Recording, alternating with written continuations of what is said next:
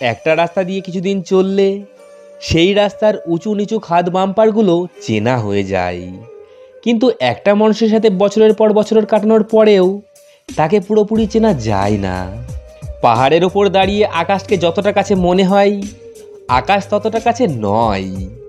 ঠিক তেমনি কোনো মানুষকে যতটা আপন মনে হয়, আসলে সে ততটা আপন নয়। যে মানুষ নিজের কষ্ট ভালোভাবে উপলব্ধি করে, সে অন্য কাউকে কষ্ট দিতে পারে না, কারণ সে জানে কষ্টর চেয়ে বিষাক্ত জিনিস আর অন্য কিছু হয় না। চোখে তাকিয়েই ভেতরটা বোঝার ক্ষমতা মা ছাড়া আর অন্য কারোর নেই। মা বেঁচে থাকলে দানে কখনো ধন কমে না, ক্ষমায় কখনো ক্ষমতা কমে না, নম্রতায় কখনো মর্যাদা কমে না।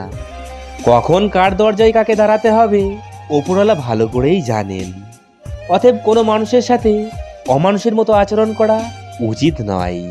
মানুষ তার নিজের প্রয়োজনের সময় আপনার অনেক প্রশংসা করবে, আবার প্রয়োজন শেষ হয়ে গেলে আপনার নামে বদনাম করবে। মা পারে 5 জন সন্তানকে একসাথে মানুষ করতে, কিন্তু 5 জন সন্তান মিলেও একজন মায়ের সঠিক খেয়াল রাখতে পারে না। শিখতে হয় মাথা নিচু করে, আর বাঁচতে হয় মাথা উঁচু করে। বড় বড় ডিগ্রি অর্জন করে কি হবে, মন আর বিবেকটাই যদি অশিক্ষিত থাকে? যখন তুমি যতই সহজ হতে চাইবে, পরিস্থিতি ততই কঠিন হয়ে দাঁড়াবে। তখন একদমই ভয় করবে না, মেরুদণ্ড শক্ত করো, জয় তোমার হবেই।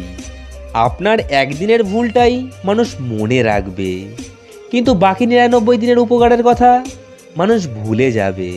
কয়লাকে শতবার ধুলেও তার ময়লা যায় না, তেমনি মানুষ বহু শিক্ষিত হলেও তার স্বভাব বদলায় না। মৃত্যুর পর যম যখন আমায় জিজ্ঞেস করবে জীবনে সব থেকে সুন্দর জিনিস কি দেখেছো, তখন আমি তোমার নাম বলবো মা। মানুষ তোমার কথায় বিরক্ত হয়ে কান বন্ধ করার আগেই নিজের মুখ বন্ধ করো, আর মানুষ মুখ খোলার আগেই নিজের কান খুলে দাও। তবে তুমি তোমার পাশের সব কিছু সুচারুভাবে জানতে ও বুঝতে পারবে। পৃথিবীতে এমন কোনো মানুষ নেই যার বুকে এক ফোঁটাও কষ্ট নেই। কেউ প্রকাশ করে চোখের জলে, আর কেউ বয়ে বেড়ায় হাসির ছলে। কেউ দুঃখ দিয়ে সুখী, আবার কেউ হাসতে পেরে সুখী। কেউ কথা বলতে পেরে সুখী, আবার কেউ কথা শুনে খুশি। আমরা আসলে প্রকৃত কেউই সুখী নয়, তবে অভিনয়ে সবাই সুখী। ভালো ব্যবহার পাওয়ার যোগ্য সবাই নয়। মাঝে মাঝে যে যেমন তার সাথে তেমন ব্যবহারই করা উচিত। এটা বেয়াদবি নয়, এটা দরকারি। আজকের ভিডিওটি এই পর্যন্তই বন্ধুরা।